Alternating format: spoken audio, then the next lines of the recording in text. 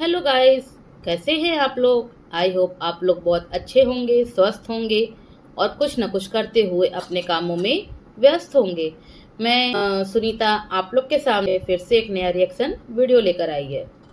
क्या हो गया रातों रात, जो कुछ सोशल मीडिया पर इतने दिनों से चल रहा था उसके बारे में पूछना चाहती हूँ कि ऐसा रातों रात क्या हो गया कि दोनों पक्ष शांत हो गए।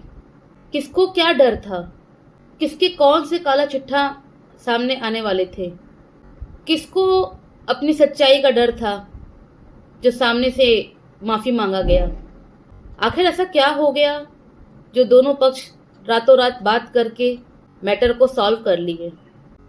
अगर आप लोगों को लगता है कि सोशल मीडिया पे काफ़ी गंद मच गई थी, काफ़ी गंदगी फैल गई थी, तो ये स्टार्ट करने से पहले आप नहीं सोचे कि ये जो हम कर रहे हैं तो इसका आगे क्या रिजल्ट आएगा।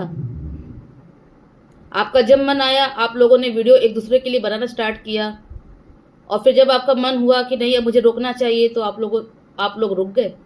आप लोग रुके हो क्योंकि आपके सब्सक्राइबर, आपके व्यूअर्स आपको गलत गलत कमेंट करने लग गए थे। अप्सरा मॉम के सब्सक्राइबर अप्सरा मॉम को गलत गलत कमेंट करने लग गए थे।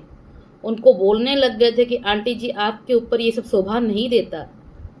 आप एक टीचर फैमिली से बिलोंग करती हैं और टीचर की फैमिली ऐसी नहीं होती है।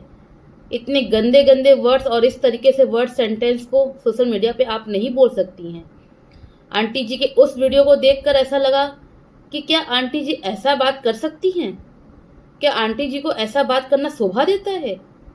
सामने वाला कोई कुछ भी करे, वो जितना भी कीचड़ में जाए तो क्या हम भी उतने ही कीचड़ में जाएंगे। पहले हमें देखना चाहिए हम कहाँ हैं, कहाँ से बिलोंग करते हैं, हमारी फैमिली में क्या है। ऐसा नहीं कि सामने वाला कुछ भी बोला उसका हम उसके हिसाब से ही उसकी तरह ही उसको हम जवाब दे दिए। क्यों क्यों आंटी जी को अपने कमेंट उस वीडियो को प्राइवेट करना पड़ा? क्योंकि आंटी जी को ये रियलाइज़ हुआ कि आंटी जी ने गलत बात बोली है। खैर अच्छी बात है कि आंटी जी को कम से कम ये तो समझ में आ जाता है कि उनसे कहाँ गलत हुआ है, कहाँ सही हुआ है। ये आंटी जी की अच्छाई है। जब तक दोनों साइड से औरतें एक दूसरे को जवाब दे रही थी या यूँ कहें कि एक दूसरे को टारगेट कर रही थी, तब तक कहीं से कुछ रुकने का नाम नहीं था और सोशल मीडिया पे गंदगी फैली जा रही थी, वो भी कहीं से कम नहीं हो रही थी। इतने गंदे गंदे वर्ड्स बोलने लग गए थे कि सब सोचने लग गया था कि इसका अंत क्या है, सोशल मीडिया पे कहाँ जाके रुकेगा। लेकिन जब दोनों साइड से उनके लड़के सामने आए और जब वो सामने आए तो उन दोनों के बीच में न जाने क्या ऐसी बातें हुई, किसको क्या डर था कि क्या ये चुप ना होने से उनकी सच्चाई आ जाएगी। जो भी हो, कम से कम मैटर सॉल्व हुआ। हम नहीं जानते कि रात में क्या हुआ, कौन सी बात हुई जिससे ये मैटर सॉल्व हुआ, लेकिन अंत भला तो सब भला। लेकिन यहाँ मैं एक बात आपसे कहना चाहूँगी कि इस पर आप ध्यान देना कि जब ये अंशु की सच्चाई की बात आई कि अंशु के बारे में सब कुछ हम बता देंगे, तभी उस समय भी अंशु सामने से कंप्रोमाइज़ कराना चाह रही थी और अब भी उसके ही सच्चाई आने के कारण या उसके ही सच्चाई आने के डर से न जाने दोनों पक्ष में क्या बातें हुई, क्या किसने किसको क्या कहा, इसमें किसका रोल क्या है, कि किसको किस चीज़ का डर था। जो भी हो, ये मैटर यहीं रुक गया। मैं आरा की आंटी से कहना चाहती हूँ कि कुछ भी कहो, कुछ भी करो, लेकिन किसी की बहू बेटी पर गलत इल्ज़ाम मत लगाओ। लड़ाई अपनी जगह है, सब कुछ अपनी जगह है, लेकिन किसी के घर की बहू बेटी को उसकी इज्जत पे, उसके कैरेक्टर पे उंगली उठाना और उसके कैरेक्टर को इस तरीके से सोशल मीडिया पर गंदगी फैलाना, ये किसी के लिए अच्छी बात नहीं है। आज आप किसी की बेटी के बारे में गलत बोल रही हैं, किसी के घर की बहू के बारे में गलत बोल रही हैं, उसके कैरेक्टर पे उंगली उठा रही हैं, तो कल आपके सामने भी यही होगा। चलो चलो कोई बात नहीं, जो हुआ अच्छा हुआ, समय रहते ये रुक गया, जो भी हुआ अच्छा हुआ। अब मैं आगे बात करूंगी सचिन और प्रिंस बाबू के बारे में। सचिन मनीषा के साथ प्रिंस और रंजना भी अम्बाला गए हैं। अम्बाला जाने के पहले वो भोपाल में सीहोर गए, वहाँ कुबेरेश्वर धाम का दर्शन किए। सुनने में तो आ रहा है कि वो बस एक बहाना है, उनका कुछ और काम था जिसके लिए वो लोग वहाँ गए थे, लेकिन ऐसा कुछ नहीं है। वो लोग का काफ़ी दिन से मन्नत था कि वो लोग कुबेरेश्वर धाम जाएंगे और वहाँ पे सीहोर में दर्शन करेंगे।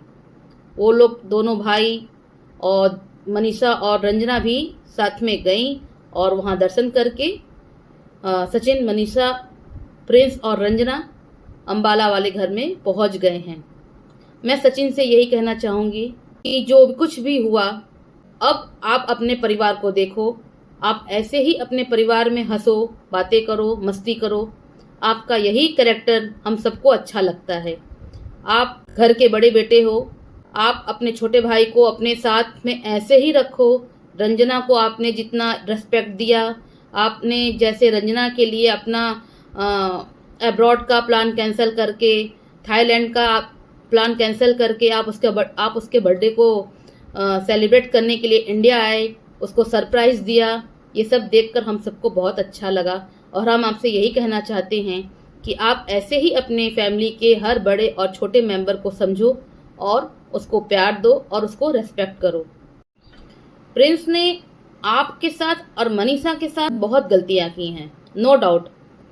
उसने आपको और मनीषा के हर छोटे छोटे गलतियों को बड़ा बनाया, बड़ा दिखाया और अपनी मम्मी के साथ आपके बारे में गलत बोलकर आपके रिश्तों को ख़राब किया है।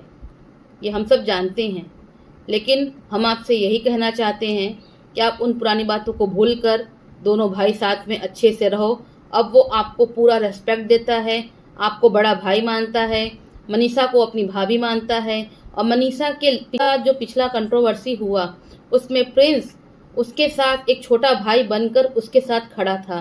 वो चाहता तो उस समय वो उसकी साथ नहीं देता, लेकिन प्रिंस और रंजना ने भरपूर साथ मनीषा को दिया। उसके साथ वो आपके साथ खड़ा नहीं था, लेकिन उसने अपनी भाभी को पूरा सपोर्ट किया। वो जानता था कि उसकी भाभी कहीं से गलत नहीं है और उसके साथ जो कुछ हो रहा है वो गलत हो रहा है। तो यही है परिवार, कभी कुछ अच्छा होता है तो कभी कुछ बुरा होता है। सब पुरानी बातों को भूलकर आप लोग ऐसे ही हमेशा साथ रहिए, कभी अम्बाला तो कभी सिवान तो कभी कहीं भी जाइए। आप एक दूसरे को समझिए और साथ में ऐसे ही रहिए। और उधर आंटी जी का भी वीडियो देखकर हमें बहुत अच्छा लग रहा है कि आंटी जी भी बहुत खुश हैं और अंकल जी भी बहुत खुश हैं कि उनके दोनों बेटा बहू एक साथ अम्बाला में हैं और एंजॉय कर रहे हैं। तो हर एक माँ यही चाहती है कि उसकी फैमिली ऐसे ही साथ में रहे, खुश रहे और अपनी लाइफ को ऐसे ही एंजॉय करके जिए। तो ये रहा मेरा आज का वीडियो।